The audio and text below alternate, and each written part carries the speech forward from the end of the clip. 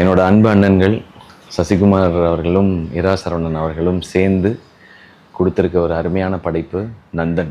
Sasikumar sir வந்து ஒரு வித்தியாசமாக ஒரு முயற்சி ஒன்று செய்கிறாரு, இது வேறு மாதிரி ஒரு படமாக இருக்கும் அப்படின்னு நான் நினச்சி, இது ரொம்ப ராவாக வேறு மாதிரி ஒரு படமாக இருக்கும்னு நினச்சி நான் போய் பார்த்தேன்.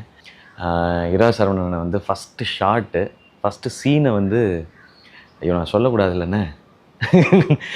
சரி நான் இல்லை நான் சீனை எக்ஸ்பிளைன் பண்ணால் ரொம்ப பில்டப் பண்ணுற மாதிரி ஆயிடுவேன்னு பயமாக இருக்குது. பட் சரி நம்ம ஜென்ரலாகவே சொல்கிறேன். ஃபஸ்ட்டு சீனை அவர் ப்ரெசென்ட் பண்ண விதம் எனக்கு இருக்கிற சிற்றறிவில் நான் இது வரைக்கும் சினிமாவில் எங்கேயும் நான் பார்த்ததில்ல. அங்கேயே எனக்கு வந்து ஓகே இது பயங்கரமாக வேறு ஏதோ சொல்ல போகிறாங்க போல் அப்படின்னு சொல்லி எனக்கு தோண ஆரம்பிச்சிச்சு.